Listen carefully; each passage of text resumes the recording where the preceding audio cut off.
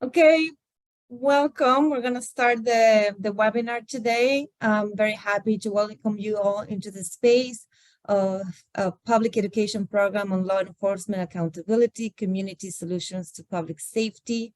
As I mentioned before, we have Spanish-speaking people joining. So, para aquellos que hablan castellano, español, por favor, elijan su idioma en la barra inferior de la pantalla para poder acceder a la interpretación simultánea. Muchas gracias, Nancy, que es nuestra intérprete en el día de hoy.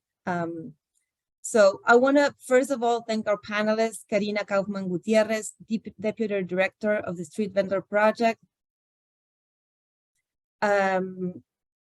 Imani Henry, founder and lead organizer for Equality for Flatbush, and Andrea Hurtado, vendor and organizer, member of the Street Vendor Project. Thank you very much also to my colleagues, Sojourner, Dana, for making sure things go smoothly on the back end with the technology. This is so important. We really appreciate you helping with this. I also want to encourage you to use the chat to introduce yourself, to share resources, to connect with other attendees. And also, when you have questions for our panelists, use the Q&A. We will be putting some space, like saving some time to share questions from the attendees at the end of the presentation. My name is Cecilia Cortez. I use the she, her, hers, ella pronouns, and I am the program officer for the Security and Justice Initiatives in the New York Women Foundation. And I'm joining you from Brooklyn, New York, and see the land of the Lenape people. And reflecting on the contributions of Native and Indigenous people, I want to uplift the lessons on non-extractive and solidarity economic models that are illuminating, innovating, and alternative solutions to economic problems. So a big shout out to our urban natives and indigenous serving grantee partners here at the foundation. And before we start this important conversation about institutional violence and the power of organizing impacted communities, I also want to share some background on the New York Women Foundation for those who are new to our work. The New York Women's Foundation is a public foundation, and we're celebrating our 35th anniversary. Since its inception, the foundation has followed the leadership of cis and trans women, gender-expansive people, to invest in community-led solutions for economic liberation and community wealth building. The foundation's approach to grant-making is trust-based and rooted in the values of transparency, respect, and partnership to support grassroots organizations led by women and women of color in New York. Over the years, the foundation has developed different grant-making strategies to promote gender and racial justice in New York. The early investment is one of our core multi-year grant-making strategies, and we found and support emerging grassroots groups serving historically underinvested communities, with a focus on economic justice, safety and healing, and reproductive justice.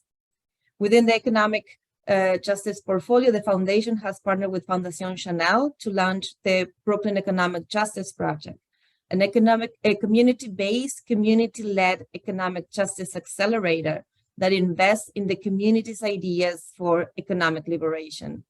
This incredible project started in 2019, and thanks to our amazing partner, the Fondation Chanel, we will expand the program to new groups, and we are going to continue for 3 more years. So please stay tuned. We will be sharing more updates on this program later this week.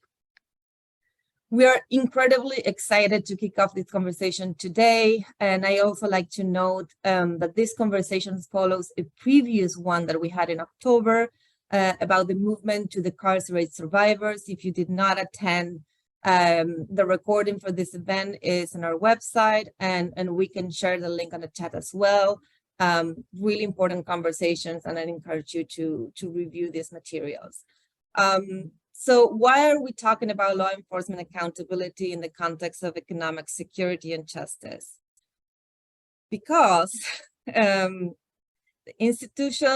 institutional response, the government response to the crises that emerge due to an economic model that systematically excludes the many people of color, justice impacted individuals, people with disabilities, women's and girls of color, and gender expansive folks, these responses are usually punitive, are usually violent, sexist, and racist. And we want to name these things to create solutions that instead are equitable, centered on care and community, and also addressing the root causes of these crises.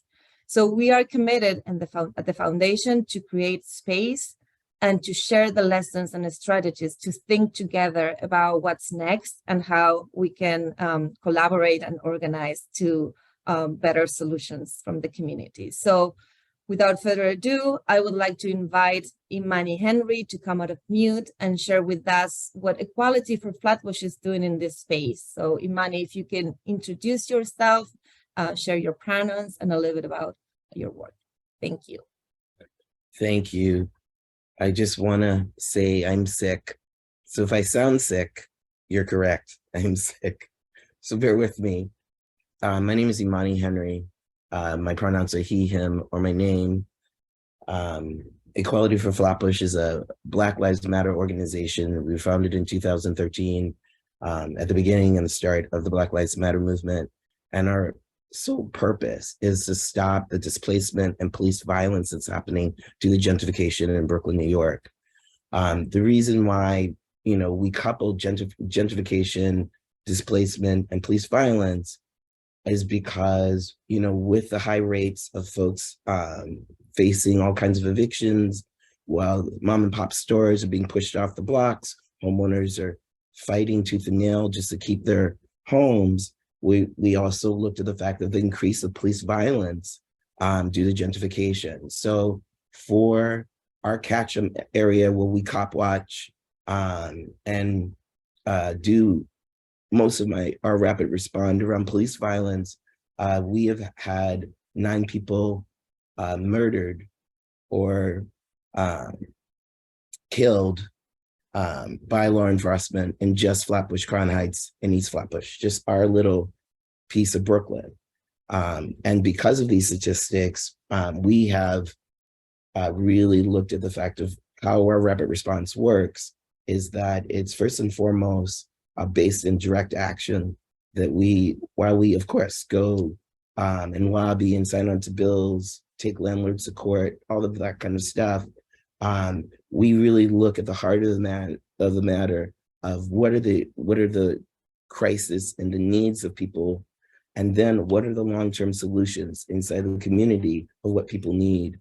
Our big thing is about building power and building movement with the understanding that we use terms like revolutionary love, having each other's back, and that people breaking the isolation, that people don't feel alone, that you have your community with you. You want to save a Caribbean bakery, then all the tenants come and the homeowners come and we mass up and we save that bakery. Or we do eviction defense, and for 24 hours, people sleep overnight. These are strangers to you. They're there, locking arms, they're with you. And then the long-term solution is the city of New York, because this is a 1214 Dean Street. This, was national coverage because it was in 2020. But the city of New York took the landlords to court, but none of the tenants would get any of that money.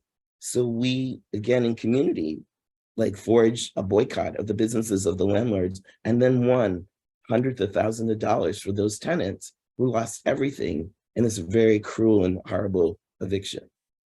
So going back to 2016, we started to rapidly respond in regard to the understanding that calling 911 is not even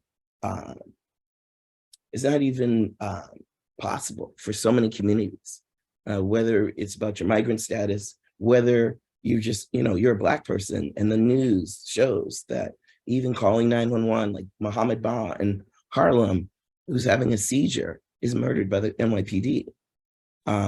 So we started rapidly responding to situations, and we say people in emotional crisis, emotional distress. So that includes elder abuse, domestic violence, anti-LGBTQ violence, anti-Asian violence, and really looking at that. And the strategy could be creating a safety plan with an inside of a building. So people figure out maybe the person who's being abused is not there yet to really comprehend that I'm in a violent situation. In that way, I'm not ready to leave this person, all of those things. There's no judgment. So what we do is create inside of the building who's the best person to approach, who has an extra bed, and trying to figure out those things so this person, when they're ready, can run if they need to. With domestic violence, for instance, it's also sometimes a negotiation. So same-sex domestic violence, let's just be real, the cops are still, living in the, 70s. And so, and this is true many times, we have to stop them from actually arresting or being harsh to survivors all the time.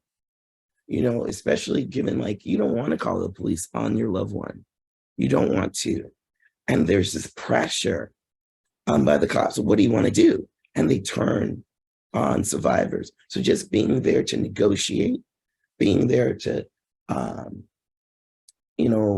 letting, and I want to be clear, and we don't go by ourselves. We go in a small group for safety, but also the understanding that the police knows that this person has backup and has community care, because that's so important. Because a lot of times, and I believe the statistic at this point is about 70% of the folks murdered in the United States, in Brooklyn, in New York City, have emotional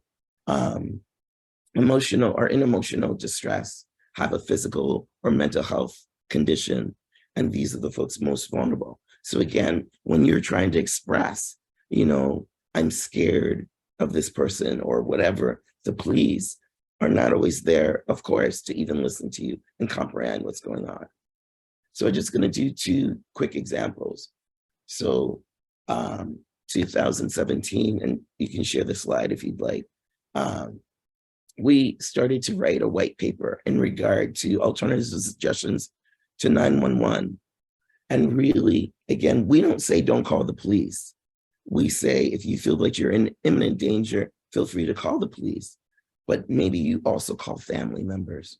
Maybe you call people within community, your neighbors, to cop watch, to just be there. Because there's less likelihood in a crowd of people they're going to shoot or hurt someone. So in 2016, in East Flatbush, Devontae Presley called 911 on himself. He was in emotional distress. He was having a psychotic, moment. He called the police for himself, and the police shot him 3 times. He survived 17 hours of surgery. And then he was on Rikers for 3 years, and the community came together to make sure he had commissary money to support his family. A film was made about his life. People came to court and helped us fire his horrible lawyer and restore someone else that was a better lawyer. Then fast forward 2017, the same cop, Miguel Gonzalez, that shot Devontae Presley, again, murdered Dwayne June in East Flatbush when his mom called 911 because, again, he was in emotional distress. So for us, the main pieces of how we do accountability is really looking at the fact of making sure that the community has a voice. We love public shaming. We love being able to, put out the truth. We make a lot of films and videos. We do a lot of direct actions where we come and mass up and show support. One of our pieces of our track record, if you're assaulted by the police, you automatically are you get assault charges put on you. And really, truthfully, just getting rid of the assault charges on people who have survived police violence is so important, or bailing people out so they don't have to go to Rikers, And last but not least, I want to just share and show love to Street Vendor Project, who helped us in 2016 17. You know, I can go on, but I won't, about how essential street vendors are, especially in, you know, enclaves of color, historically Black and brown neighborhood. It's like a piece of home. It's, you know, the sugar cane and the coconut and the corn and the mango with hot sauce, like it's home for us. So in 2017, the NYPD didn't care if people had permits, didn't care. They just started like pushing every street vendor off the block. And what's important is, again, in lots of street vendor communities, everyone knows each other. People fight. The sisters getting our carts stolen. Everyone rises up on the block. So our street vendor leadership went on a year-long struggle. I mean, again, about direct action. I didn't want to go to police meetings, but they were like, we have to go to the police meetings because we need to know if they're talking about us. So we would go to police meetings and then take over the meetings. That we, you know, one of our leaders would say, I'm a single mom and you gave me $2,500 ticket. Then she would say this in Spanish. Then we had an interpreter say it in English. Then we have the street vendor lawyer, Vicky, come and explain all the legal terms. By this point, the cops are humiliated because this is a community meeting.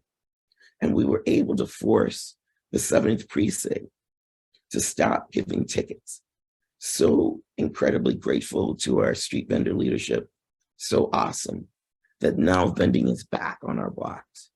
That especially with the current economic situation, there are no tickets being given to street vendors on the corner of Church and Flatbush. It's amazing. So anyway, mad love and solidarity. I'm gonna stop now. Thank you again. Thank you, Manny, so much for sharing this and for being here despite being sick. We definitely hear your voice. So much appreciation for your presence here, for your lessons. So I want to invite Karina to come off mute and introduce herself and also introduce Andrea, who's going to be sharing some of her experience as a vendor too. Wonderful. Thank you, Cecilia. And thank you to Cecilia also for creating this space where we can connect with everyone here and for Equality for Flatbush and SVP to reminisce about some of the wins that we've had together, right? And some of that deep organizing. So thank you, Imani, for sharing that. My name is Karina Kaufman Gutierrez. I'm the Deputy Director at the Street Vendor Project. And we are a 2,800 member strong organization that was founded in 2001 to champion the rights of street vendors as small businesses to earn a living and contribute to the culture and life of New York City.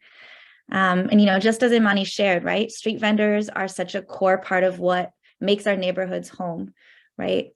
Street vendors are working hard to feed our communities and providing fresh, affordable produce when it's often not available, merchandise, from hats and gloves in the winter when you're freezing cold and a vendor is there to catch you, or especially during the pandemic, who had PPE that was actually affordable? It was street vendors, right? And there's about 20,000 street vendors in New York City. But these same vendors that make our neighborhoods feel like home are criminalized, are harassed, are targeted by police for doing the work that makes New York safe, right? Of being the eyes on the street, of providing fresh, affordable produce. And though we see on viral social media, right, moments where street vendors are being harassed, where they're being arrested for selling mangoes, this actually happens unseen almost every day. And as we are working towards citywide policy change to reform the vending system so that vendors can enter into it, can actually get permits and licenses that would theoretically help to protect them as small business owners, vendors such as folks in Equality for Flatbush, and Andrea will talk a little bit about Fordham Road, vendors have undertaken local neighborhood-based solutions to keep one another safe. To protect their way of life and to normalize street vending as a viable profession. And so it's my honor to get to introduce Andrea Hurtado, who is one of our member leaders in Fordham Road in the Bronx, and a member of the Street Vendor Project.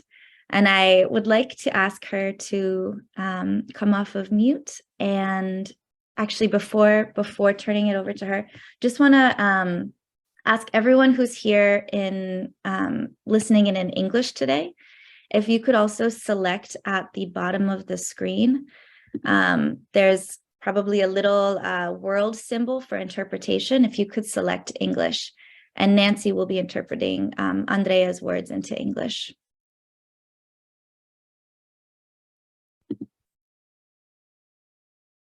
All right. And so I think Andrea is coming off of mute right now, which is perfect. Gives us a moment for everyone to switch into the channel. Perfect. Okay, so thank you, Andrea. I would love for you to introduce yourself a little bit and share a little bit about your background, how and why you became a street vendor, and how you started organizing. Para mí es un gusto pertenecer a esta asociación. Mi nombre es Andrea Hurtado, soy de Ecuador. Esta organización nos brinda la seguridad de que nosotros podamos ejercer muy bien nuestro trabajo. Gracias a esto, agradezco principalmente a las personas que nos tomaron en cuenta para participar en este panel. Como vendedor ambulante, junto con mi esposo, nosotros hemos trabajado desde nuestro país. Con el transcurrir del tiempo, nosotros tuvimos un pequeño local, el cual lamentablemente tuvo un incendio y se terminó. Nosotros tuvimos que emigrar a este país y para cumplir con nuestras obligaciones, las mismas que hasta la actualidad nosotros se puede decir que estamos fuera de deudas y seguimos ejerciendo nuestro trabajo en la calle. Estoy orgullosa de pertenecer a la organización de vendedores ambulantes porque gracias a ello nos ha permitido interactuar con muchas personas. Muchas personas se solidarizan con nosotros al ver que nosotros dejamos nuestras familias en casa para, a base de nuestro trabajo, darles lo que al menos se puede decir el medio de subsistencia de cada uno de ellos. Thank you, Andrea. Can you share with us a little bit about Fordham Road where you work? What's it like there for folks who've never been traveling to Fordham Road in the Northwest Bronx? Can you share a bit about it? Principalmente la vía hace 5 años se ha tornado bastante grande. Ha venido evolucionando de una manera bastante grande. La multitud de gente que a diario circula por ahí hace que las personas que tenemos nuestros puestos de venta, todos en sí se consuman de lo pequeño que nosotros tenemos. Los customers hace que vayan consumiendo nuestros productos. Y eso ha traído la oportunidad para que muchos clientes, aparte de ser nuestros clientes, sean nuestros amigos.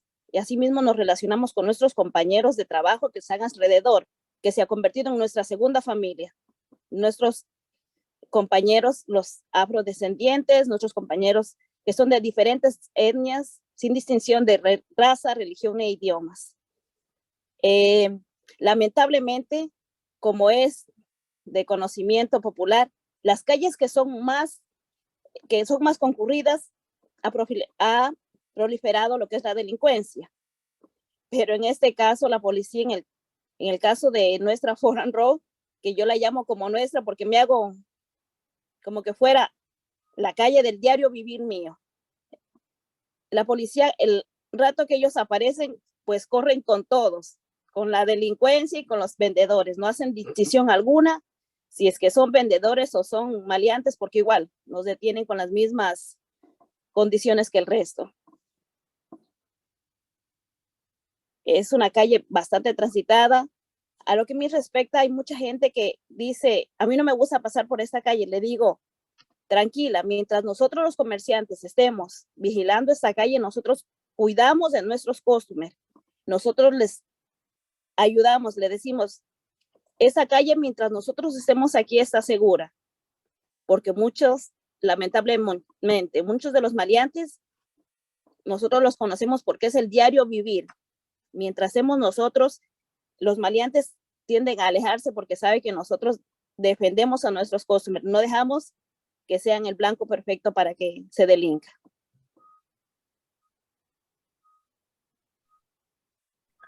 Thank you, Andrea.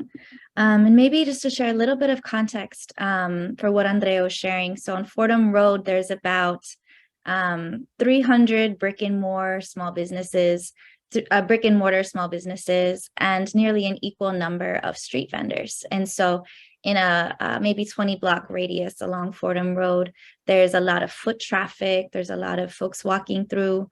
And there's also a lot of, unfortunately, a lot of poverty, right? Especially during the pandemic.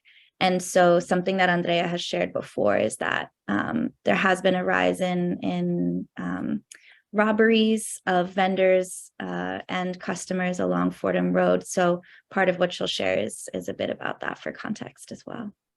And so Andrea, to turn it back to you, I'm wondering if you can share with us some specific examples of police enforcement of vendors that you yourself have experienced.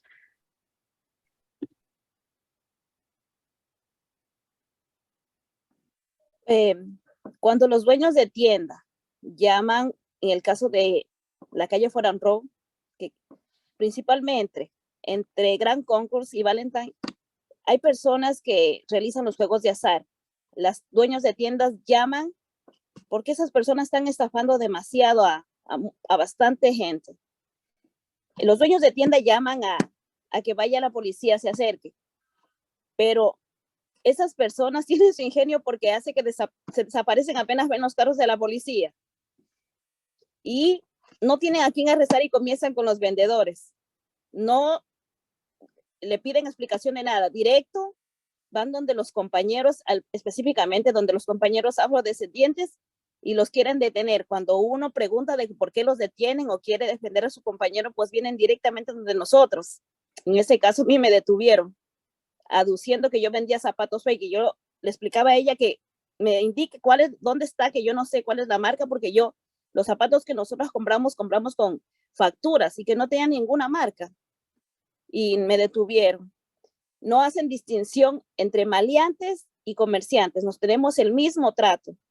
En las celdas, lamentablemente nos mezclan con personas que han caído en los vicios y todo eso. Y a mí me pasó una experiencia bastante fea, porque hubo una persona que quería mis pertenencias y yo no quería ni hablar ni español ni nada, porque la persona que hablaba mi mismo idioma. Tuve que...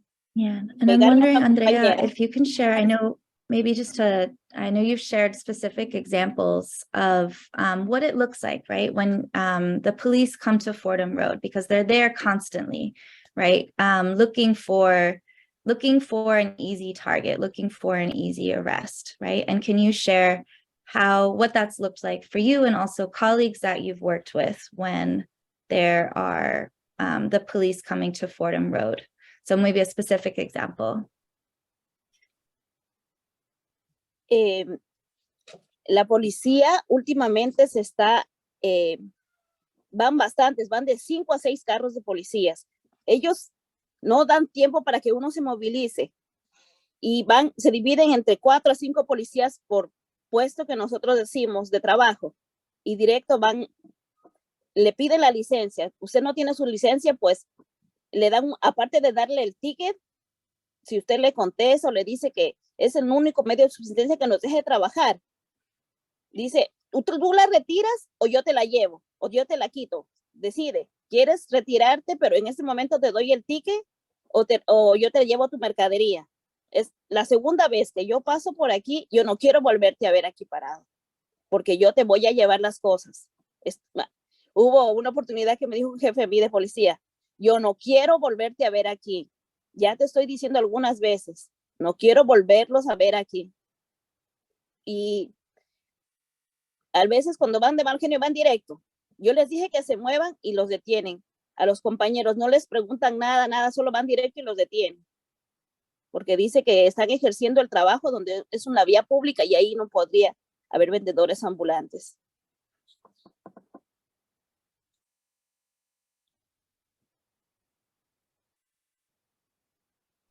Thank you. And I know there's also something you've shared before is that particularly there's been an experience where the cops came to Fordham Road and they always go directly to the Black and West African vendors, right? And can you share a little bit about the time where even you tried to step in as a bystander to support and what that looked like? Me olvidé la fecha. Hace algunos meses atrás, si no me equivoco, es hace unos 6 meses atrás, vino un grupo de policías bastante grande, como unos 20 a 30 policías, y lo arrestaron a un compañero mío afrodescendiente, y nosotros reclamamos porque esas personas se han convertido en familia de nosotros. Nosotros reclamábamos y decíamos que por qué lo detienen, que por qué lo detienen. La policía no contestaba nada, solo decía que se alejen, que se alejen. Y cuando nosotros comenzamos a reclamar con mi esposo, vino una policía directo donde a mí me detuvo.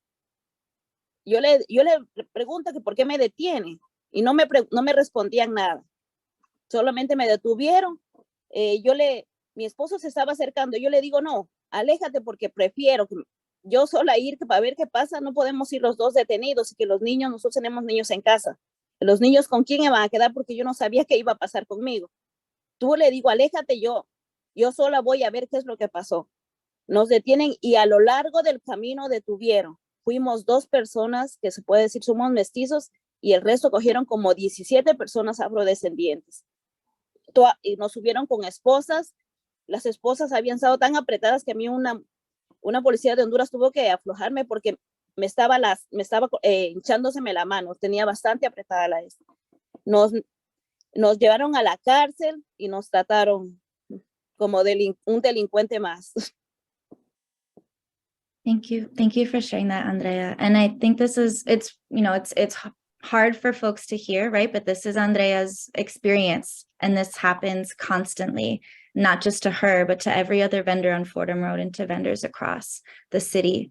And so now to transition, right? Because knowing that this happens, knowing that it's going to continue happening, and it's our time to take charge and create solutions for safety, because the police are not the ones who are creating those for us, right? Andrea, if you can share a little bit about the work that vendors on Fordham Road have taken to create safety among yourselves. Nosotros como grupo de vendedores hemos creado un chat.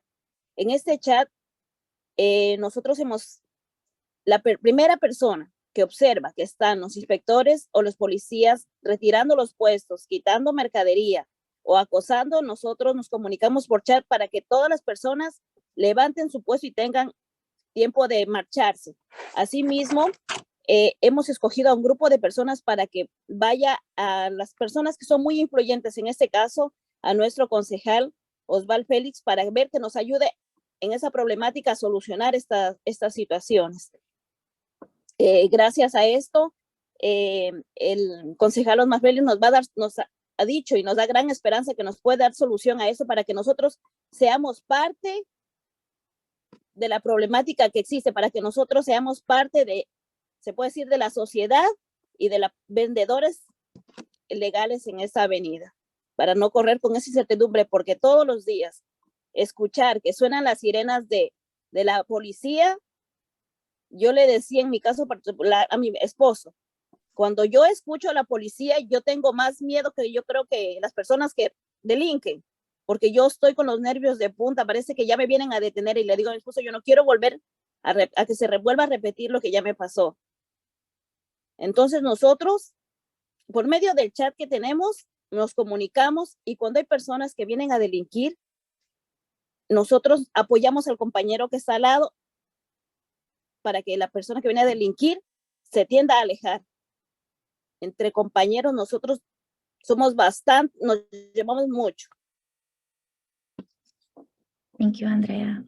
And thank you, Andrea, truly for sharing your story, because it can be really re-traumatizing a lot of times to share the experiences that you go through, but it's so important for everyone to hear what you're sharing and learn from it and think about how they can take action to support as well.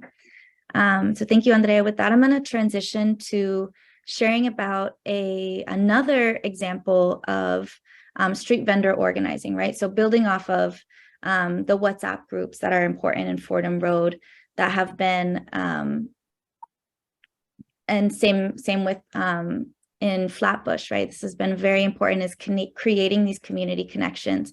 I'm gonna take everyone to Corona Plaza in Queens. And so Dana, thank you for repping on the back end. If you could please share the first slide.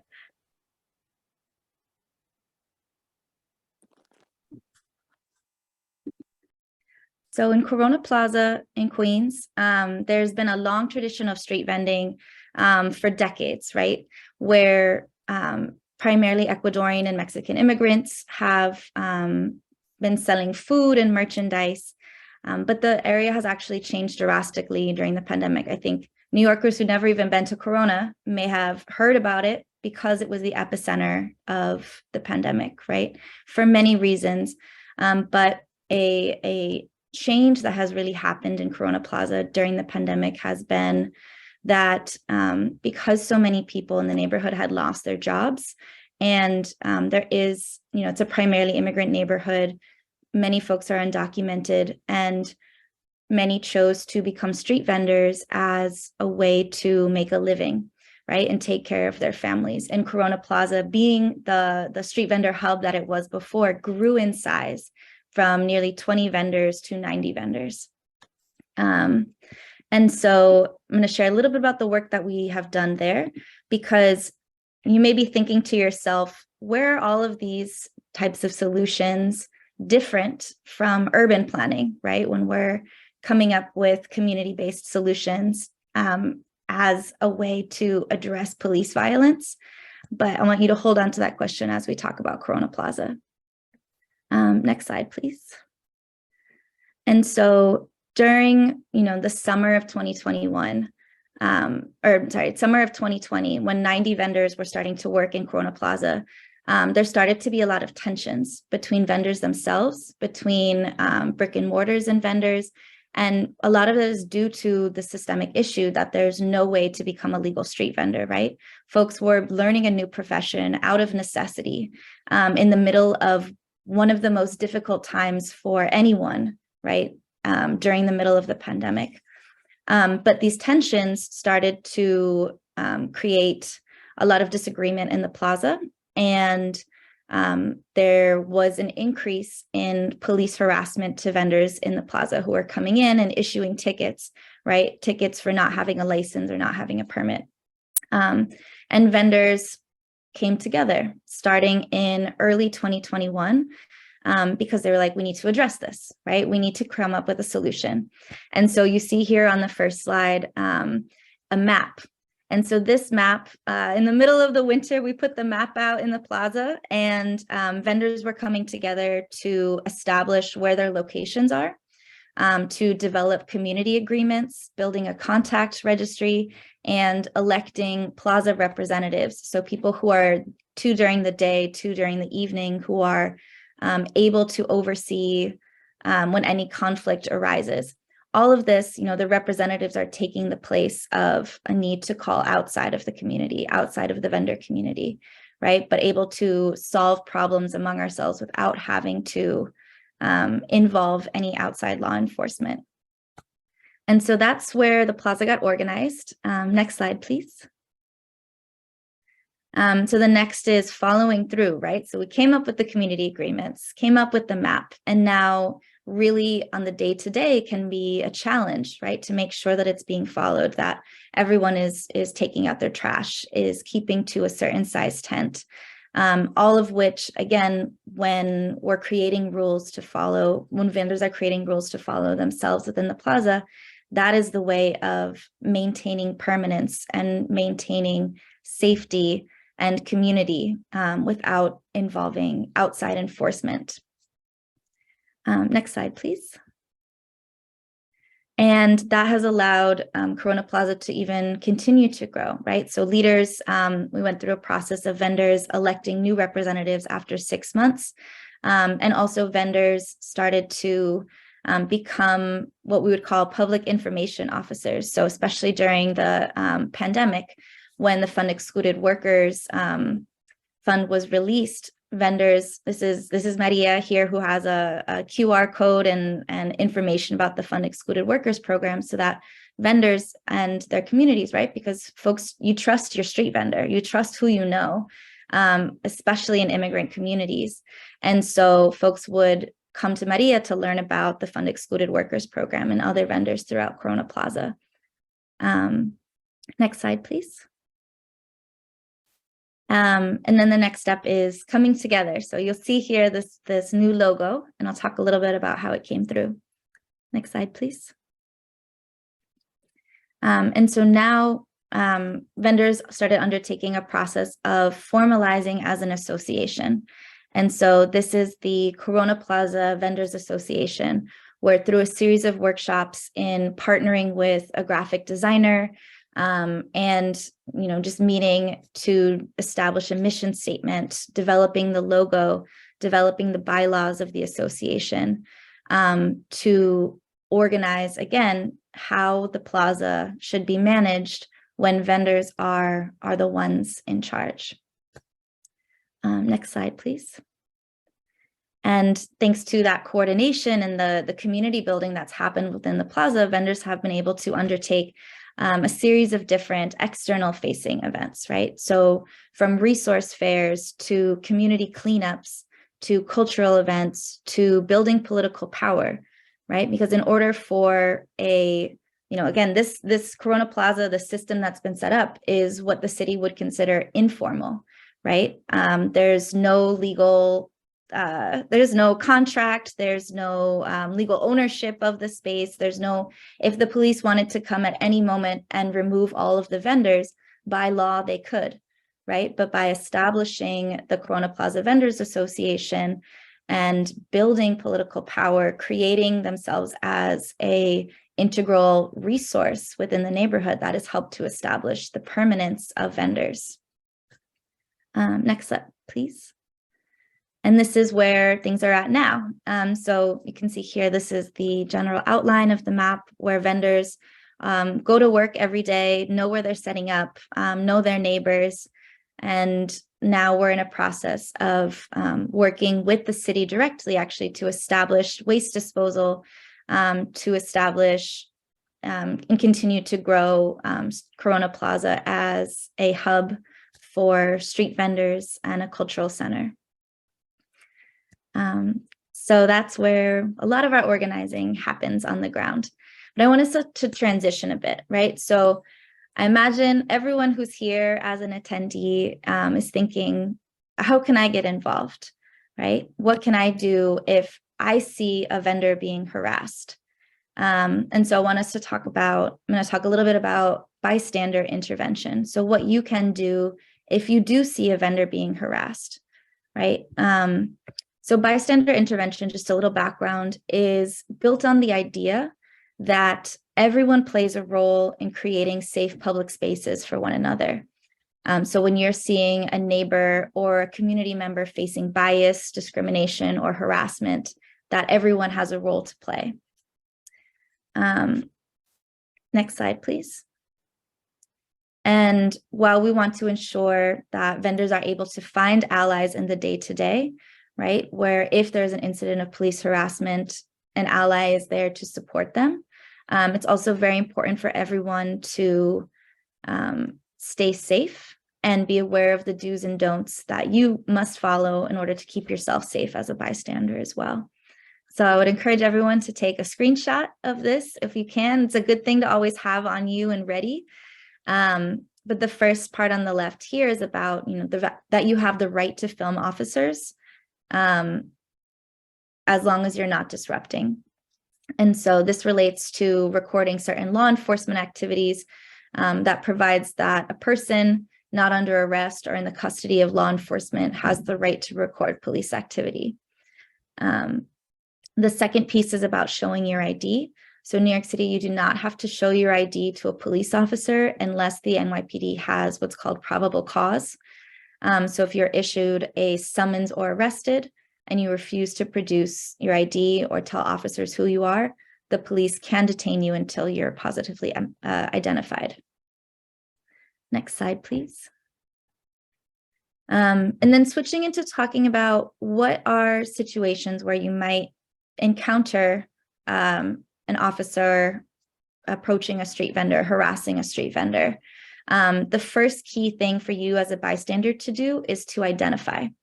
So you want to identify whether who is approaching the vendor. Is it DCWP, which is a civilian agent with the Department of Consumer and Worker Protection, or is it an NYPD officer?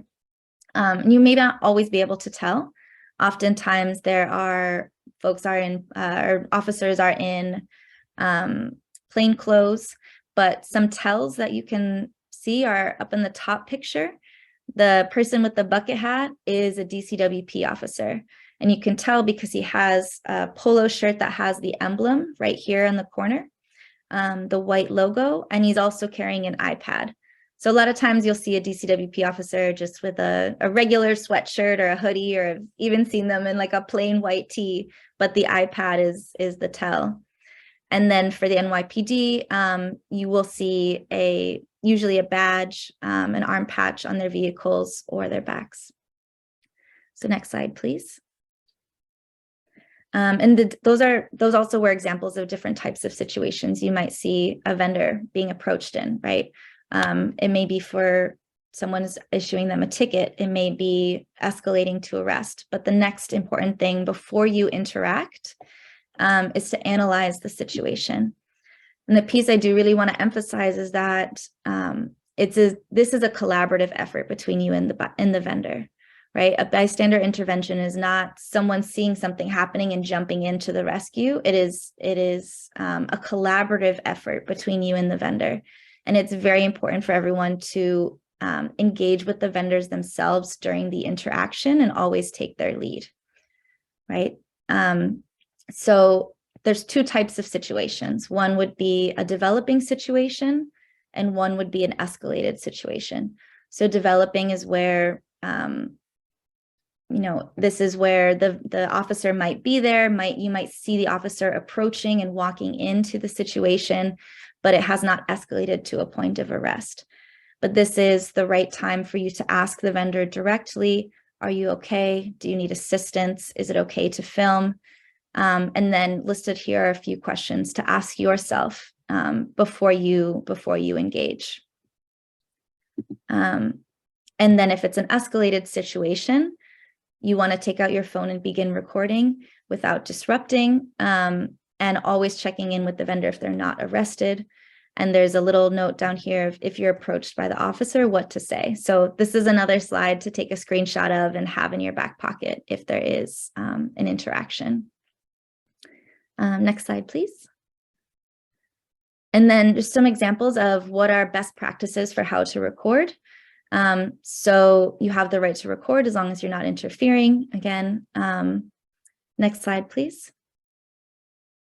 Identifying. So as you're recording, you want to say out loud into the, as you're filming, the date, the time, and the location on the recording. And if you can, read out loud the name and the badge number of the enforcement officer.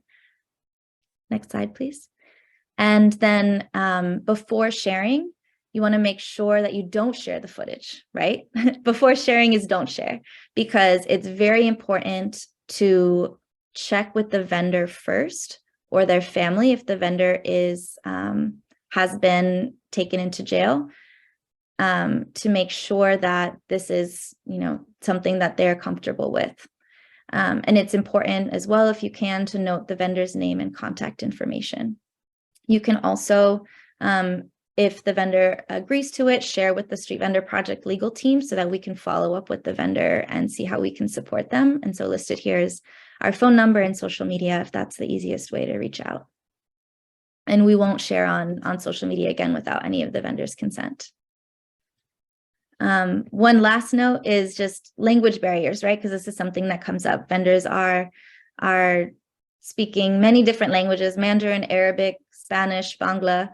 So if you're looking to communicate with the vendor, or if you're feeling that that language is a barrier to you communicating with them, highly recommend Google Translate, because there's actually a speaker function on Google Translate where you can say in English or whatever your preferred language is, and it will automatically translate it. It won't be 100% perfect, but it will establish communication.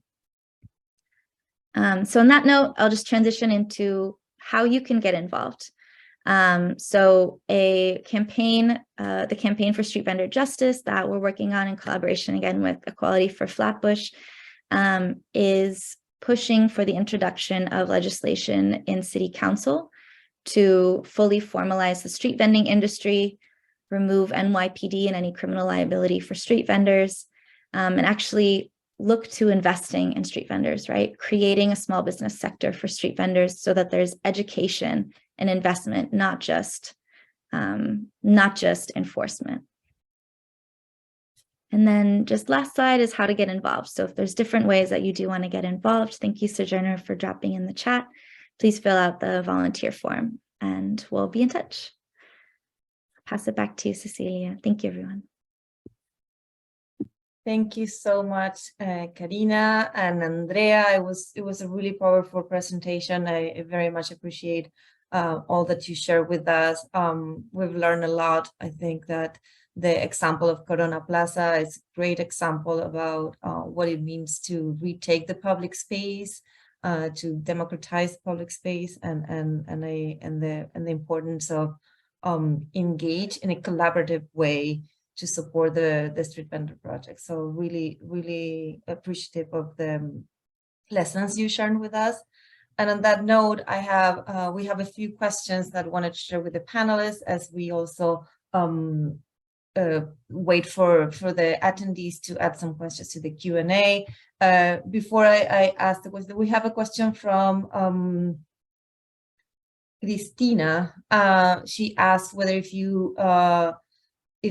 if musicians in the subway or in the streets are also considered vendors, as she usually sees them being harassed constantly. Yeah, so within SVP, we tend to work with food and merchandise vendors. So folks who are selling a product or a good that could be licensed. But so music is a little bit separate because there's different rules and regulations in the subway that are a bit confusing, more related to amplified sound. But we're happy to consult with anyone for legal advice. Thanks, Karina. So something that we wanted to focus a little bit more is what recommendations do we have for other groups of community trying to develop these community accountability models? And this is a question for everyone, but I was wondering, Manny, if you want to kick us off in terms of ideas or suggestions. Sure. And just to address Christina's piece, seeing that one of the bases of our work is about cop watching, and we offer trainings, for individuals. We encourage folks to join cop watch teams, particularly people of color, especially due to gentrification. There's there are trainings and other things that within our folks, sort of the Black Lives Matter police accountability groups in New York, we train a lot. There's been trainings on trains to actually teach people on the train what to do, because as we already know, and of course, what's about to happen under Adams is there's going to be more violence to unhoused people, more violence to people that are, even equating unhoused people with mental health, is so disrespectful to begin with. But that's again, the targeting. So just in general, there are trainings and how to cop watch in the subway for this reason, and also movements like Swipe It Forward that is still done, whether the campaign is as national or as in New York basis, the people are still, creating a sense of passing their, Metro cards to other people or being there to swipe people in for that reason, because none of us want to see someone else beaten up on the train. What are other community solutions, or what was it? It was, what strategies do you recommend for other groups or communities trying to organize in terms of police accountability or law enforcement accountability? So, you know, our running joke is that we're the gangsters of anti-gentrification. And with that said, because we understand, particularly as people of color, as Black people, as migrants of color, that the understanding that the laws weren't created for us or to our benefit, that our movements have always been fighting for affordable housing or access to education. We're always, you know, trying to downturn a law that was already set into motion that, you know, oppresses our lives. So the piece of it is that we always encourage people, and really love the Corona Plaza example of what are the ways that we can create a sense of community. So our rapid response work, you know, just to be really clear, is a lot of times Black folk and Latinx folks. It's the understanding that maybe a Black elder, a middle-aged Black woman, again, in our vendor situation, our street vendors are largely, our leadership are largely Latinx folks. They've been on the block for 17, 18 years. They're authority figures. They're known in community. And so we encourage that so much. A part of our white paper is really looking at, there are already resources within our community that we can, you know, sometimes it's better that the super of the building intervenes in domestic violence because they actually know this family. And maybe we can help and look at some other places from a more clinical standpoint, but to kind of give people the power that we've already been doing this work. We've already been, you know, we've already been family to each other. And how are the ways? So for instance, an example, so we're doing 9 lawsuits right now around housing. I'll go back to police. That's another example for police. I would say, for instance, it's a good example for the police work. So a rapid response work that we're trying to do right now, we're trying to create a dispatch system. We've already, E4F, good, bad, or indifferent, has already become an alternative to 911 hotline. And even more so, we're talking about, like, you're a demonstrator and you've been outside all day long and we help you go to bed, or we set up hotel rooms. So if you get arrested and you don't have your keys or anything, they're locked in a government building, then, you know, we help to pay for a hotel for someone, you know, and offer that as part of jail support. Or something just really simple about the training piece. So always doing cop watch trainings, always doing like rapid response, and really emphasizing that maybe, you know, for instance, I will talk about a housing situation. We had an elder abuse situation, all Black people. The landlord is a Black woman. The elder is a Black man. The situation was very violent. We were able to relocate this person without the police being involved, without people getting arrested. One of that was public shaming, but not all over social media. Black women and brown women called the landlord. My mom called. It was like through a network of women called her. We masked up. We organized on the block with a sheet that said, this is what's happening. And then by about 2 o'clock in the morning, we had councilperson nurse come down, and we were able to get this person, you know, out and safe. But most importantly, since March, the community has paid for a hotel room in the meantime as we apply for housing services. So there's just a sense of like, we're going to take care of our elders and how important they are, and how do we collectively look at, we can solve these problems. We don't get any government funding because we don't want to deal with the requirements of being government funded. But it's so beautiful. I could just go on. The community members have raised $32,000 in 5 days to save a small business, you know, in Bed-Stuy. These are the kind of interventions that we can do it because we already do it anyway. Let's do it together. you know, and organize in that way. So that's how our work works. Thanks. Thank you so much, Imani. Andrea, Karina, do you want to add something to Imani's? And Imani, of course, then it's important for us to learn how to continue to support this important work. If there's anything else you want to share with us in terms of the project for the dispatch or other ways to continue support Equality for Flatbush in this efforts, it's, you know, very much appreciated. No? Ya. En el caso de nosotros los vendedores ambulantes, necesitamos incluirnos y hacer un llamado para que todos los vendedores se incluyan a grupos y a organizaciones que luchen por nuestros beneficios, para que buscar alternativas seguras a través de nuestros representantes políticos.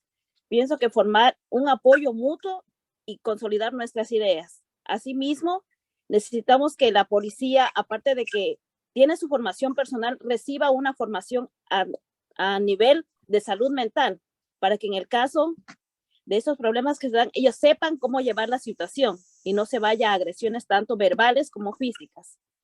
Mientras más sea el grupo, mayor serán nuestros beneficios y nuestras alternativas para realizar nuestro trabajo honesto y honrado que todos los días lo venimos haciendo. Muchas gracias. Muchas gracias, Andrea. Muy importante el punto que estás resaltando en este momento. Así que muchas gracias por ese llamado a organizarse y a continuar con la lucha. Another question we have is, what resistance have you faced implemented community accountability models, and what breakthrough have you experienced? You know, I'm thinking maybe, Karina, if you want to take this, you share a little bit about the breakthroughs, anything else you want to add? Thank you. Ooh, so much resistance. It's I think, you know, the Corona Plaza example in a lot of ways is similar to what's happening on Fordham Road, right? Where it goes from the general public opinion being that policing is the only way to solve things, and then proving through our work and our efforts that that's not true. And what the work that we're doing of creating WhatsApp chats, of staying in communication, of building relationships, none of that is new. But in order for the city to, like, if anything, it's as old as time, right? It's relationship building. It's establishing management principles. But if anything, the most resistance that we come into is to change the general public's mind that it's doable and that it's right and that it's sustainable, and to build political power to trust, and if not trust, pressure them enough that, like, wiping out Corona Plaza would ruin any politician's career, right, in the neighborhood, because it has become such a strong public-facing, community-based group in Corona Plaza. And so I think replicating that, where we're creating the need for the permanence of vendors to our opposition, is very important. But the resistance is that it's not in the public's mind as easy as just calling the cops and kicking everyone out, right? And I think another, I would say maybe resistance in implementing community accountability is there is a lot of unlearning or relearning to do about relationships with the police, right?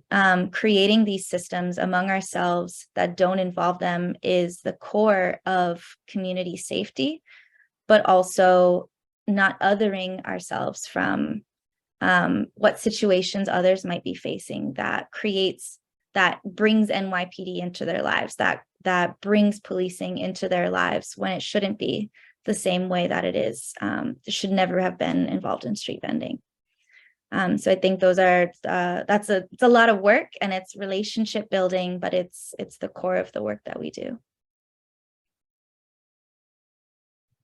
Thank you so much, Karina. Imani, anything you want to add to this piece about breakthroughs and resistances? You know, it's a really interesting thing as a Black Lives Matter group, and what, you know, is sort of the understanding based on lived experience. So, you know, I think what has been incredibly, you know, sort of helpful and hopeful is like cop watch culture. So we say that we are descendants of the Black Panther Party.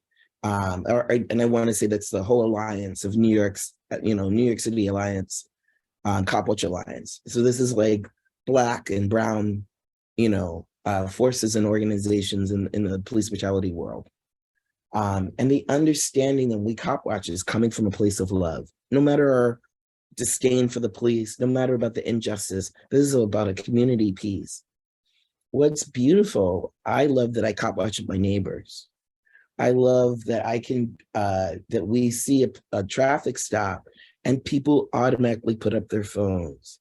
That there is already this sense that we have to take care of each other. We know a lot of times that 911 is a risky situation. So this is, you know, I want to say like new whitecomers to Brooklyn will call us and with some consciousness that I don't want to call the police, and being able to decipher like, is this really an emergency situation, or you're just not used to this because you maybe not lived in a big city before, or you know, just the understanding that we're in this together.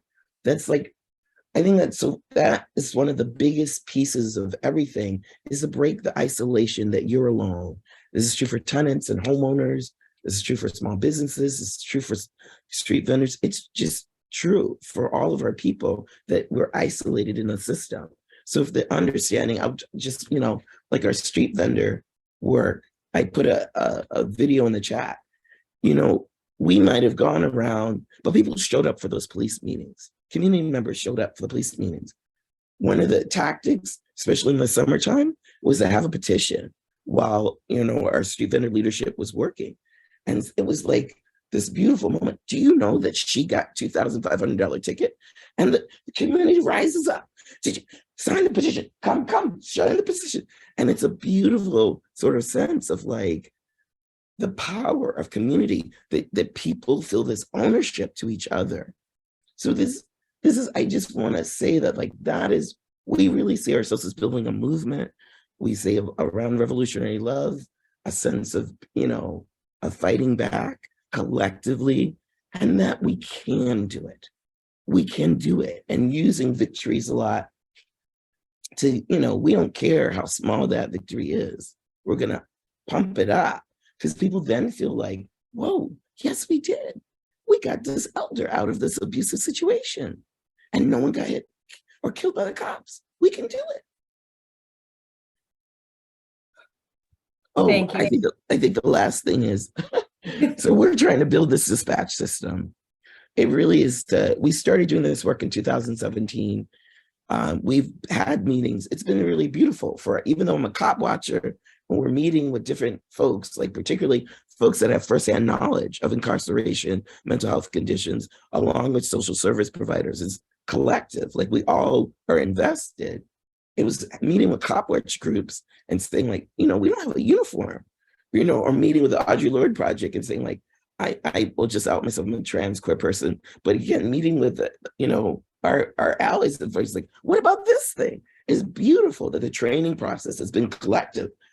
But then the pandemic hit and we went into food distribution and then extended our like rapid response, mental health kind of stuff into like doctors and nurses and lawyers. So we're like recovering, and we were doing like food distribution, but we were also like, again, no, you can't get a doctor or a therapist. Well, here's some. How can we get some resources to you? But anyway, so that's our big thing. If we can have more people trained for rapid response in different neighborhoods, that's our goal. Thank you, Manny. Thank you very much. And we are at time right now. It's been an amazing conversation. Thank you again, everyone who stayed and participated in this important conversation about law enforcement accountability. And finally, I would like to, ask the question, what's the vision for community safety, for street vendors and other community members? What's the vision for the future? How do we continue to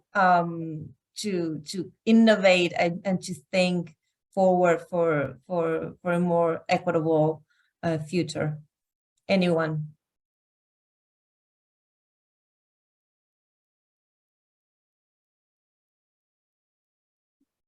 So I'll go. I was trying really quickly on that. I think this is the piece of it that, we'll just want to be honest. We look at gentrification as a concerted effort. This is permanent displacement. We're looking at the fact that people are being murdered. And again, this is a really important piece. It's not like it's a new fangled thing. I appreciate what Karina said. This is not new. We've always had police violence. This is part and parcel of it. But the piece of it is about the permanent displacement. And so then murdering someone is sort of like, well, that's our goal anyway. So our vision at E4F is really about the understanding that we are trying to save the cultural, linguistic, social, economic diversity of New York City. What makes New York City great? What makes Brooklyn great? And that, I think the vision is that, so we organize in Crown Heights, and with all that goes on with Crown Heights, that Hasidic folks might come out at our demonstration, or that we roll in 13, 14 different languages and go to court and flyer, just with the understanding, we got to take care of each other. It's not that we trust. When folks have falsely called the police on Black and brown people, we've gotten them kicked out of their housing through community campaign. You're not going to forfeit someone's life over some disagreement. But the understanding, I'm proud when Polish folks are like, hey, I'm dealing with an illegal eviction, and they come to us. Or I'm proud, that maybe someone who isn't, we got Jehovah's Witnesses. We got our religious range is amazing, but we figure out how to work together. So our vision is the common understanding is we want to stay. We want to fight to stay. We want to fight to not die. And just figuring out with each other, okay, there's room for us, unless you're a racist or a fascist, but there's room for all of us in this equation, and that's sort of our vision. We just want to be able to stay in the place we call home, and we just don't want to be murdered by the police. Thank you so much, Manny. Karina, Andrea.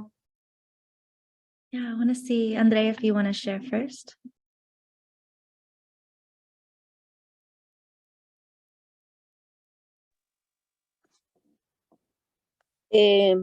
Nosotros daríamos todo de nuestra parte para que se aprueben las leyes que nos permitan ejercer legalmente nuestro comercio informal. En otras palabras, lo que es el permiso de licencias y permisos para que no tengamos nosotros el temor de que si nosotros vamos a trabajar, cualquier rato se nos retire las cosas. Asimismo, hacer que nuestro grupo cada vez se organice mejor y se una a otros grupos que quieran cumplir con nuestra meta. Mientras más personas existamos, más organizaciones van a estar vinculadas a nuestras metas. Vayamos a concretar. Gracias, Andrea. Beautifully said, Andrea. No, nothing to add. Well, thank you very much, everyone. Thank you to our wonderful panelists and the work that you do. Again, it's so important to continue to support this group. So I encourage everyone to connect with them, volunteer, support, donate directly. We will continue to be in partnership with you and uplift this conversation. This is part of our priorities and our mission as we look at 2023 is to create more space to bring together groups and organizers doing important work in New York City. So very excited of what's next for all of us. And again, appreciation for your work and for being here with us today. And thank you for the help to my colleagues, Dana and Sojourner too. Bye. Have a great rest of your day and a great week. Thank you so much, Cecilia, and to New York Women's Foundation for hosting this and creating this space for the conversation. Thank you so much, everyone. Thank you, Street Vendor Project. Thank you, Quality for Flatbush. Feel better. Bye. Bye.